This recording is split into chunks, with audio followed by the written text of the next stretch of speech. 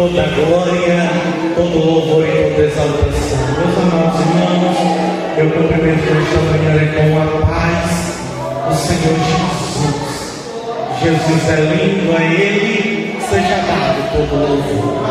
Já sentimos a sua graça, a sua presença, a sua misericórdia sobre esta casa, sobre este lugar. Glória. Que presença! Jesus está aqui. Jesus está aqui. Eu sei que Ele está aqui. O nosso Deus. Quero agradecer ao Senhor, primeiramente, pela oportunidade confiada, pois é bom Felipe, pelo convite a quem acreditou no meu chamado, no meu ministério.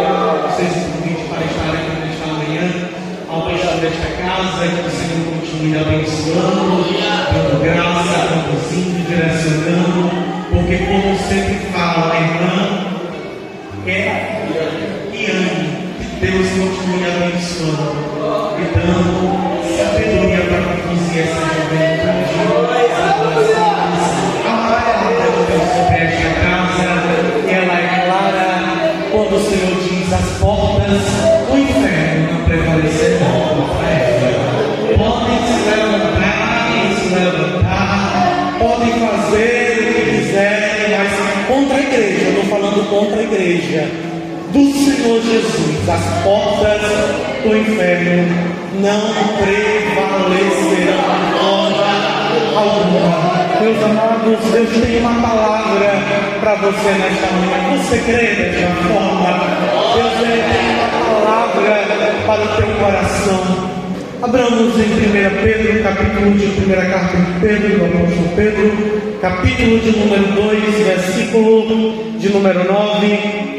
O tema que nos foi proposto é fogo no altar, adolescentes cheios do Espírito Santo. Fogo no altar, adolescentes cheios do Espírito Santo. E não tem como, pastor, falar sobre fogo no altar sem falar de identidade. Não tem como. Elas andam juntas, porque no mundo ele tenta apagar o fogo, confundindo a nossa identidade. Mas Deus acende o fogo, mostrando quem nós somos. Quem você é. Glória a Deus. Identidade e fogo no altar andam juntos. 1 Pedro, capítulo de número 2, versículo de número 9. Assim diz a palavra do Senhor, amém? Vocês, porém, são geração eleita, reino de sacerdotes, nação santa, povo adquirido, para anunciar as grandezas daquele que os chamou das trevas para a maravilhosa luz. Amém. Podem tomar assento.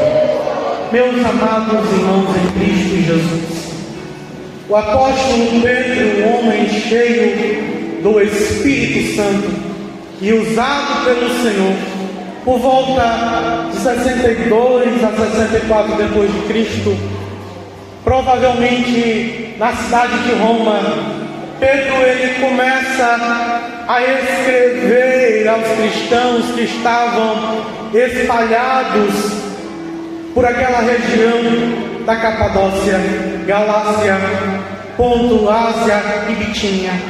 Esses irmãos, eles viviam sob o domínio do Império Romano, um sistema que exigia conformidade cultural, religiosa e social. O imperador era tratado com honra quase divina. Os reis e imperadores daquele lugar eram exaltados de sobremaneira como se fossem Deus. Então imagina adentrar dentro de um contexto como este.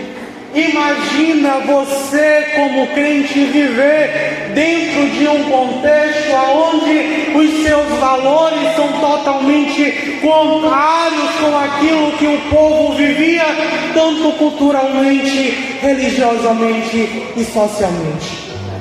O sofrimento que este povo passava, todavia, não era somente físico, porque quando a gente fala em perseguição, pastor, a gente imagina alguns homens montados a cavalos, com faca, com espada, com escudo, vindo chicotear, cortar, ferir. É o que a gente imagina de perseguição, mas nem sempre a perseguição ela vem de forma física.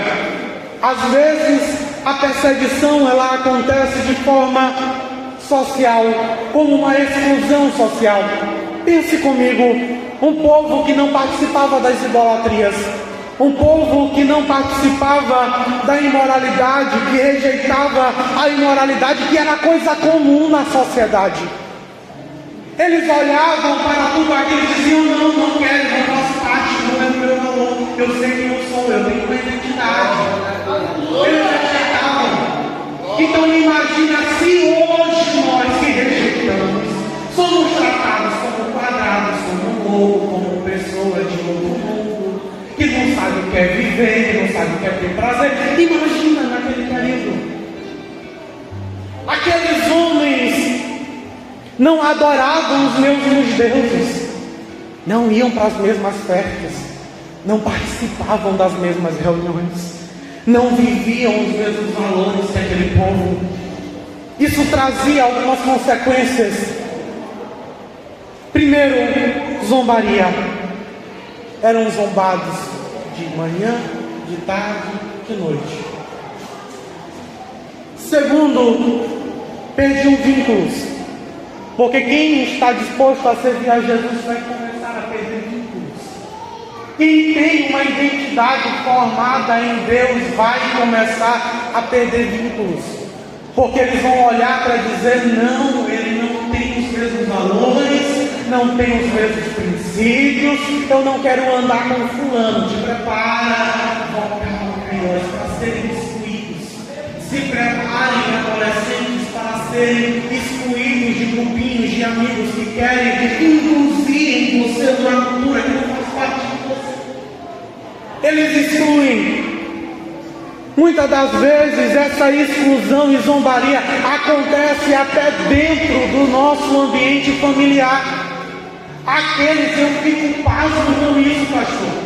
Porque aqueles que eram para nos ajudar, nos incentivar, nos dizer: menino, vai para a casa de Deus, vai adorar, vai abrir a igreja, vai se consagrar, seja diferente no meio da sociedade, são os primeiros a nos condenar. Quantos estão aqui nesta manhã que enfrentaram e enfrentam, estão vivendo períodos de adversidade dentro de casa, não precisam de inimigo lá fora, não precisam de zombadores lá fora, tem gente dentro de casa mesmo fazendo isso. Em alguns casos isso evoluía até para a violência verbal. Quantos e quantos não apanham por ser vira-caixas? Quantos e quantos não sofrem violências no seu emocional, psicológicas e também no seu corpo? O apóstolo Paulo ele vai dizer: eu trago em meu corpo as marcas de Cristo. Aleluia! Ele está dizendo, meu filho, que eu apanhei por causa de uma identidade que eu resolvi preservar. Eu sofri, irmãos, por conta de uma identidade que eu resolvi perseverar e não ter. Fui preparado para ser sentido, zombado, caluniado e às vezes até sofrer violências físicas. Mas o apóstolo Pedro, ele começa esse livro já tratando com esses homens e mulheres que estavam espalhados naquela região, e ele traz algo muito importante, pastor. 1 Pedro, capítulo 1, versículo de número 1. Eu vou ler, que é para você entender que o que eu estou pregando está na palavra. Versículo 1, ele vai dizer: aos eleitos, vírgula, peregrinos dispersos. Olha, peregrinos dispersos. Pedro está dizendo: olha, vocês são peregrinos. Vocês estão aqui, mas não são daqui. A cultura, os valores que vocês carregam são Vocês estão com os pés fincados nesta terra, mas a casa de vocês não é aqui. Vocês têm uma morada, vocês são peregrinos, vocês são de passagem, este não é o lugar de vocês. O que Paulo estava dizendo para eles: olha, vocês estão nesta terra, apesar de serem zombados, caluniados, não para serem perdidos. Vocês não estão perdidos porque zombam de vocês. Pelo contrário, estão exatamente onde Deus os plantou para testemunhar. Porque tem gente que quer cantar quando tudo está bem. A família Deus da crente, a gente canta à vontade. Tem gente que quer pregar quando tudo está bem. A igreja é avivada, a gente dá uma saudação e o fogo pega. Mas experimenta pregar onde o evangelho não é permitido para você ver se no primeiro apita na tua boca. Eles te matam, eles te chicoteiam, eles amassam. Mas é nesses lugares que Deus te plantou, e não foi para te destruir, não foi para te perder, não foi para dizer: olha, vocês estão passando por esse sofrimento e isso aqui vai acabar aqui. Não, vocês não são dessa terra, vocês são peregrinos, vocês têm lugar.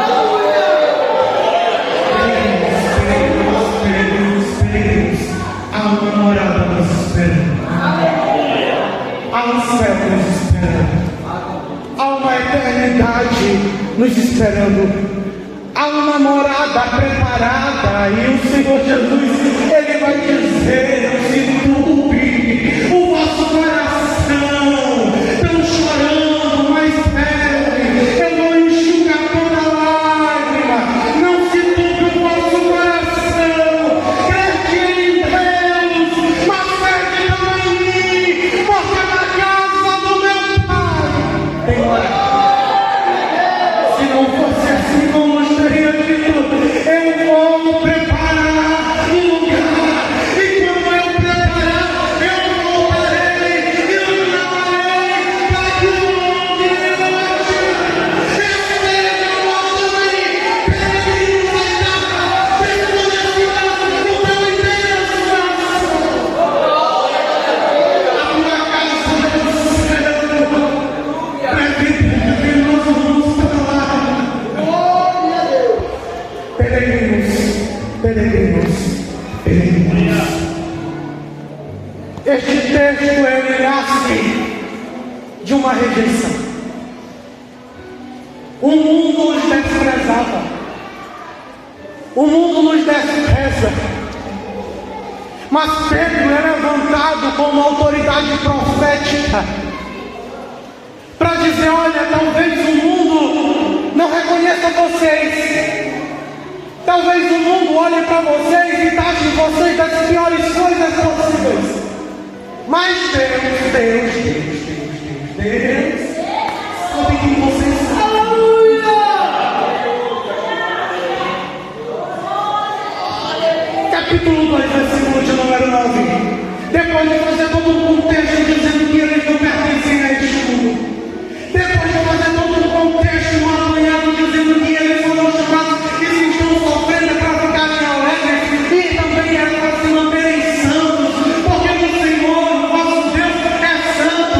Ele está dizendo: a morada de vocês não é aqui, o Deus de vocês é santo, seja santo porque Ele é santo. Versículo de número 9. Ele vai dizer em todo o capítulo de número 2: vocês estão sobre uma pedra angular, fundamental, pedra viva, Jesus. E agora ele vai mostrar quem somos. E ele vai dizer no versículo de número 9: vocês, porém, o mundo é uma coisa, mas vocês, porém, vocês têm uma identidade. Vós sois geração eleita, sacerdócio real, nação santa, povo adquirido, povo adquirido para anunciar as grandezas. Olha que interessante. Deus chamou o povo para anunciar as grandezas de Deus. Nós, a nossa pequenez, anunciando, pastor, Deus é grande. Meros brados,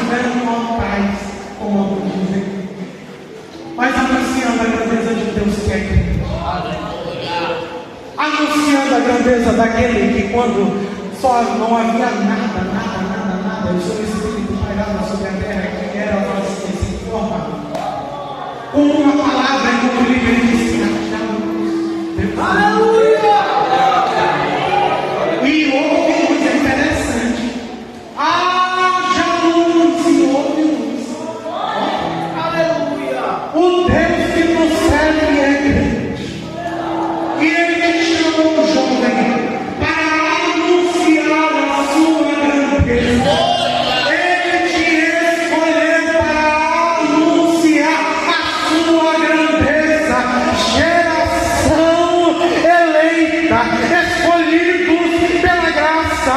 Ele estava dizendo isso às pessoas, rejeitados pelo império, perseguidos pela sociedade, vistos como ameaça, sem reconhecimento terreno, enquanto o império romano estava dizendo: vocês são descartáveis. Deus dizia: vocês são escolhidos.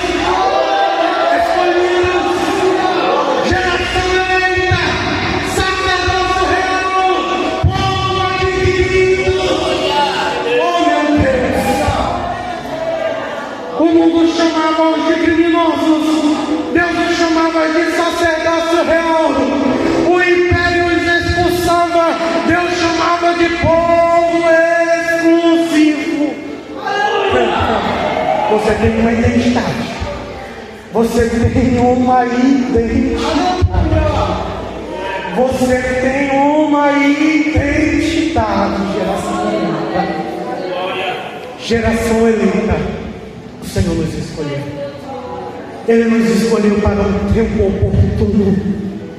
Ele nos escolheu para um tempo aonde nós podemos olhar a sociedade e anunciar a sua grandeza. Por que Ele nos escolheu? Vocês foram eleitos pelo Senhor. Vocês foram comprados pelo Senhor. Vocês foram escolhidos pelo Senhor. E o fogo deve permanecer aceso sobre o altar. Aleluia! É constância. É constância. É constância. O fogo arderá continuamente sobre o altar e ele não se apagará. Constância. Geração eleita. Constância. Sacerdócio real. Constância. É um povo que agora, irmão Sebastião, tem acesso à graça. Antigamente existia uma cortina que passava somente um sumo sacerdote uma vez no ano para oferecer sacrifício a Deus em prol do povo. Era apenas um homem que tinha a oportunidade de chegar ao lugar onde Deus estava e se comunicar com Ele. Porém, quando Jesus subiu no madeiro e Ele disse: está completo. E agora Ele diz: eu entrego em minhas mãos o meu Espírito. A palavra vai dizer que a terra tremeu, o sol escureceu, e uma coisa interessante acontece: o véu do templo se rasgou.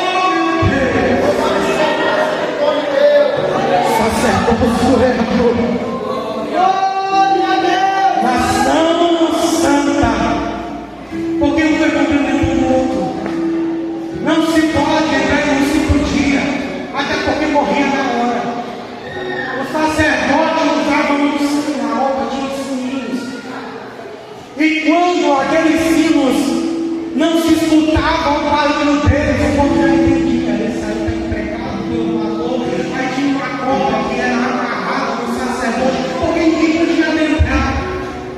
Era um lugar santo dos santos, e diante de Deus ninguém entra de qualquer maneira. Era puxado com uma corda. Aí Pedro vai dizer: vocês são nação santa. Ser santo, porque o Senhor é santo. Jovem que tem identidade formada em Deus.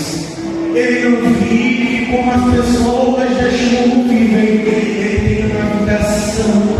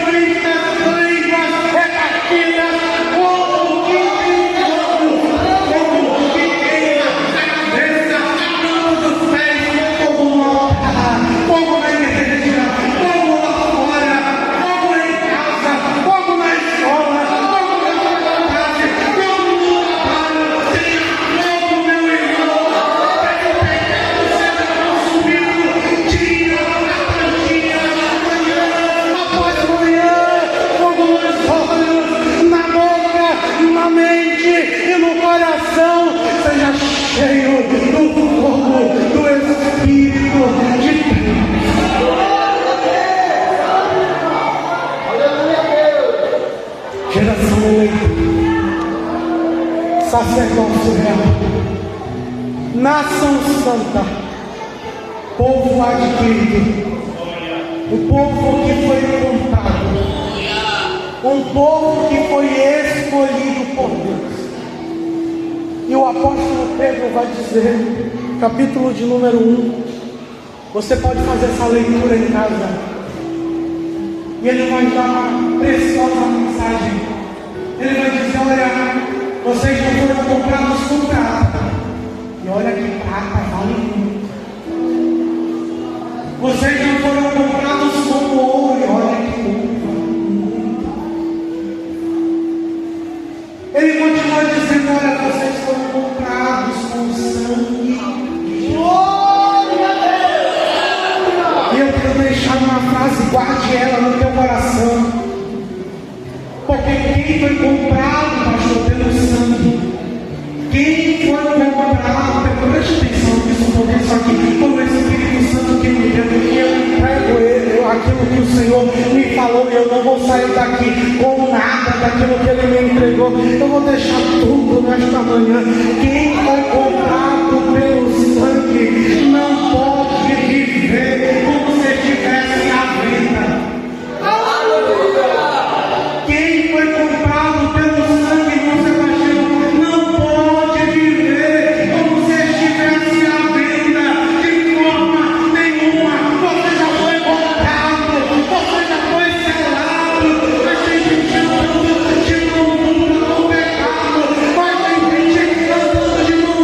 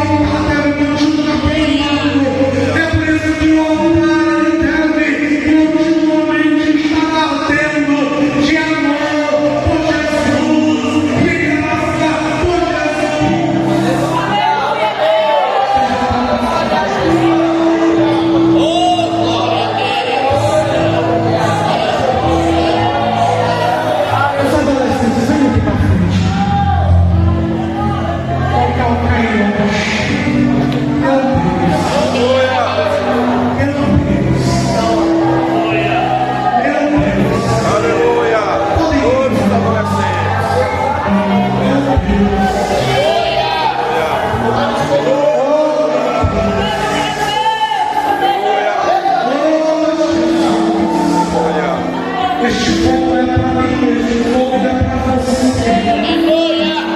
O Senhor me chamou para queimar, nos cada dia mais por Ele.